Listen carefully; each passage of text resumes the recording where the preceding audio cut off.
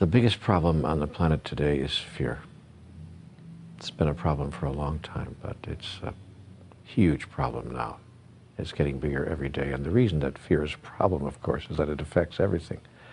Everything we think and say and do, all the decisions and choices we make, all of our reactions, all of our responses, everything that we're experiencing can come from only one of two places. Conversations with God has made that very clear to me. We're either coming from love or we're coming from fear. And my observation is that most people, most of the time, and myself, more than I would like to acknowledge, coming from fear. So we have to look at our fears and find out, what is fear anyway? What is it all about? What are we afraid of? And what impact is it having on the choices and decisions and the creations for which we have made ourselves responsible? By the way, that's one of the first fears that there is, the fear of being responsible, the fear of placing ourselves in a position of responsibility for all that we are creating. So fear is the first aspect of the human experience, as I understand it, that we need to work very hard to heal, and I might even say to transform. You transform fear, and you transform the world. Now let's take a look at what it is that we're afraid of. First of all, as I observe it, we're afraid of life itself and so much that goes on in life. We're afraid of life because we're afraid of death. Conversations with God says that all fear ultimately is a fear of death. If you're not afraid to die, then you're not afraid to live. But how can you not be afraid to die? Well, you cannot be afraid to die if you understand what death is, and as a result of that understanding, you understand what life is. The wonderful book, Home with God in a Life That Never Ends, explains all this in extraordinary detail. It talks about the moment of our death, the process of death itself, and the reason that we're experiencing life as we are on this planet.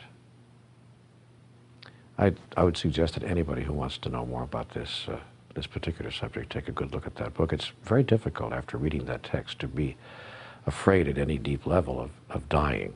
And when that fear goes away, as I said, then fear of life disappears as well. We're afraid of nothing and no one because, and there's a very good reason why, see, all fear is based on the idea that we need something. That's what fear is, really. You want to know what fear is defined? The definition of fear is the thought that we are not going to be able to have something we think we need.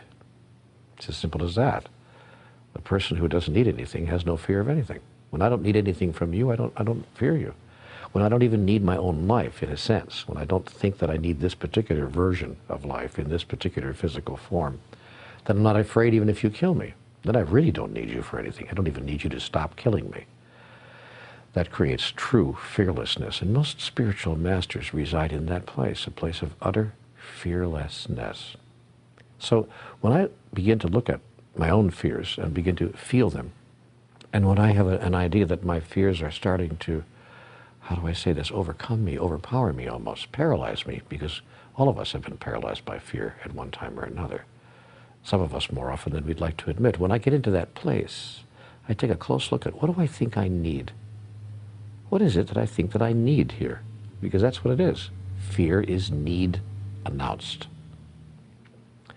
So I look at, what am I thinking that I need? And is it possible that I really don't need that? Could I get along without it? What would happen if I didn't have that? What would happen if I didn't receive that? What would happen if what I think I need, I didn't experience or couldn't experience? See, now there are two ways that fear manifests itself. The idea that I will not get what I need, I'm not going to receive that, or the idea that I'm going to lose something that I need. I have it now, but I'm going to lose it. And that's most often presenting itself in human experience, as I observe it, in relationships. It presents itself in other ways as well. We have fears around money, fears around power, fears around health, and many other items, but more often than not, almost all the fears that I see people experiencing have to do with relationships of one kind or another, and especially those delicate relationships that we call romantic intertwinings of the human experience. Boy, oh boy, oh boy. First, I'm afraid that no one's going to love me, and then I'm afraid if somebody does, I'm going to lose the love. And how I solve that, when I do, except when I don't, but how I solve that when I do, how I get into a place of what I want to call spiritual health is when I understand who I truly am and that I actually don't need the love of another or any other in order to experience who I truly am, in order to experience serenity, peace, joy, happiness. Every time I think that my joy is obtainable, or that I'm sourced with my joy, that my joy comes from someplace outside of myself, I get into fear. Every time I'm clear that the source of my joy does not exist outside of myself, but is given to me, from me, by me, my fear disappears. And here's the irony of that. I then become much more attractive to people, and what I was afraid of, that people would walk away from me, in fact, doesn't happen. The reverse happens. People are attracted to me because all people are attracted to other people who are firm and strong, not arrogant, but aware, and reside deep inside of themselves, because nobody likes to be needed. Because if I feel that you need me so much, then my next fear will be I can't give you what you need, and that's why I'll lose you, you see. So people who present themselves to the world as serene and peaceful and joyful and innately happy, these are people we say are together, they have it together. These are people who are aware that their happiness, their joy, and their peace comes from within. That's words we hear from every spiritual master. We hear them in all the spiritual books. But that experience is attainable. We can find it, we can go there. And that's, I think, the spiritual journey. That's the path to transformation. That's the movement away from fear. Someone once said to me that there's a great acronym for fear: feeling excited and ready. Oh, I love that. I had a great teacher say to me one time years ago, call your fears adventure. What a great thought. So I'd like to maybe leave you with that thought for today. Whatever you're afraid of right now, realize a couple of things. One, it's not real. You're making it all up.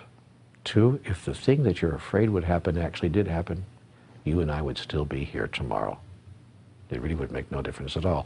Unless, of course, you wouldn't be here tomorrow, in which case it absolutely would make no difference at all. Three, if you can call your fears adventure, you'll bring in an energy that will heal the fear, the energy of excitement, the energy of being inspired by life itself. Because life, you see, is a process that informs life about life through the process of life itself. And if you live your life filled with inspiration and excitement, soon there's nothing to be afraid of. And it becomes the great joy it was always intended to be. That's how I see it. That's what my conversations with God told me about fear. I could be wrong, of course, about all of this. But I don't think so.